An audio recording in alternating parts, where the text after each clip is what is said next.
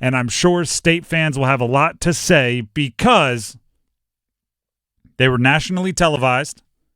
It was the game of the night, Saturday night.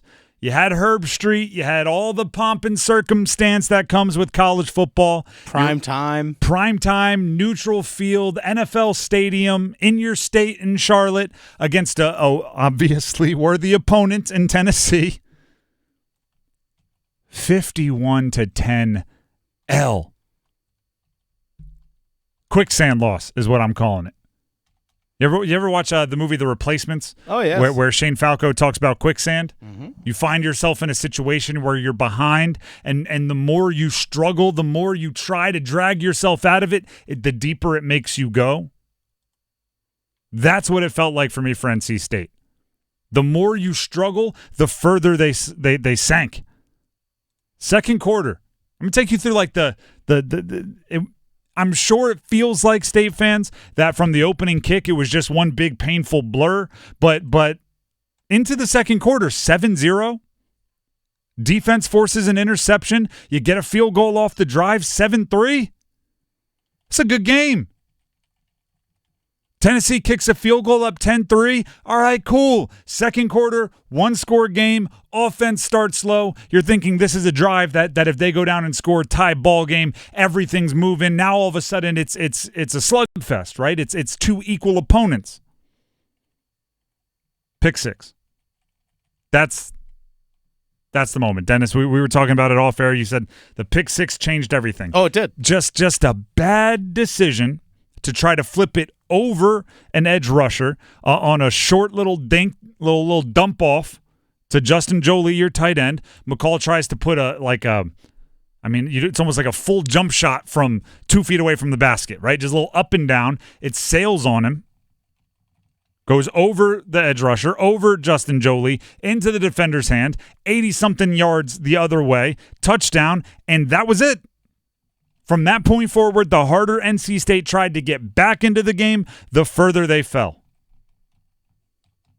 Second half offensive possessions. These are every single offensive possession for NC State in the second half. Fumble, turnover on downs, 3 and out, 3 and out. It's not good. They did score on defense, which masked some of it. But like the 2 turnover on downs shows they were all in, right? They were still fighting and scrapping and clawing, and it just set them further back each time. It was a game where it seemed like NC State and Grayson McCall, their quarterback, were looking for the 16-point play. They were looking for the 25-point play to get it all back in one. And it just, once they got down 17-3, it's impossible, right? You got the cliches are the cliches for a reason. One play at a time, one drive at a time, one score at a time. And nothing looked like that was happening for NC State. Felt like the Wolfpack was trying to get it all back in one go, right? The baseball analogy, trying to hit 2 grand slams with one swing. It just can't happen. And they didn't have, and I think part of this is because there's so many new faces. There's so many, right? New wide receiver, new tight end, new running back, new offensive line. They didn't have that like, hey, let's take a breath, let's bind together, let's lock arms, and let's regroup. There was no regrouping. I thought at halftime it was like, ooh, that kind of got away from them a little bit there at the end. They need a stern talking to and a little bit of a let's go back to square one came out of the second half, and it was not that. Then all of a sudden, like just catching the snap became an issue. All of a sudden, just traditional ball handling, meaning handoffs and everything, didn't look as sturdy as they should. And the way that game went, not just the final score, although losing by 41 will do it. I actually think it could have been worse. You have to start worrying about the confidence of your team. You have to start worrying about fractures within the team. This is where coaches make their money. After that game, getting everybody to stick together is not easy. And what did we say this Tennessee game was going to do? It was going to frame how we thought of the Western Carolina game. If it came out and it was an ugly game for NC State, then all of a sudden all those worries that everybody brought up about Western Carolina, you didn't bully them at the line of scrimmage, you didn't complete enough deep balls, all of those things were going to become real. If you played well against Tennessee, you were going to call Western Carolina a great warm-up. Oh, they needed to work those kinks out. Oh, thank goodness they got it all out of their system. Guess what? It wasn't the perfect warm-up. It didn't have you extra ready for week 2. It didn't allow you to get all the bad plays out of your system. And now you have to answer those questions for real. I still believe in the talents of the wide receivers. Why are they not making more big plays? Casey Concepcion is still Casey Concepcion. Why wasn't he able to take over that game in the way we've seen in the past? Started off strong early. He did, yes. Yeah, he did, yeah. There was a crossing route that I absolutely loved. It was a great play call. Again, they got him out of the backfield. It was a great play call. Then it went quiet. Jordan Waters not getting the tough yards. Something we saw early in the Western Carolina game.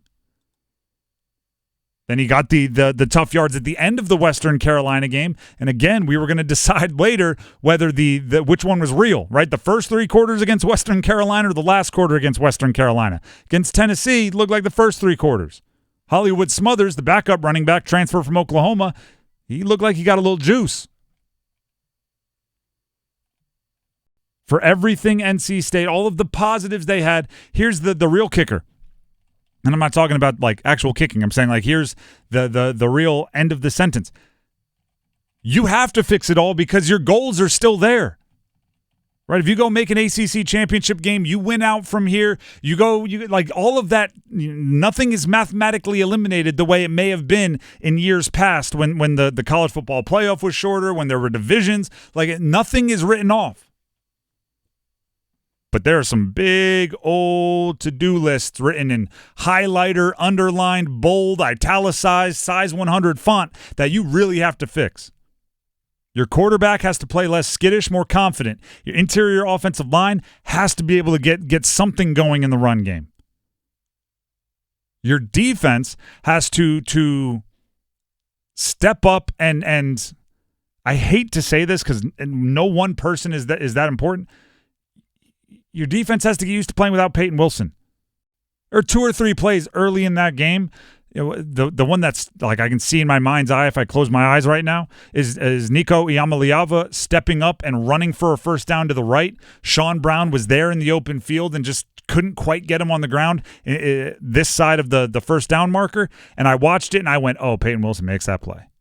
Which is unfair for Sean Brown. That's like watching a garage band and going like, oh, Whitney Houston would have hit that note. Like it's not fair. But you got to get used to it and you got to get him on the ground anyway. Used to be Peyton Wilson. Now it's gang tackling. It's something else. 51-10. It's not going to get it done. Needless to say.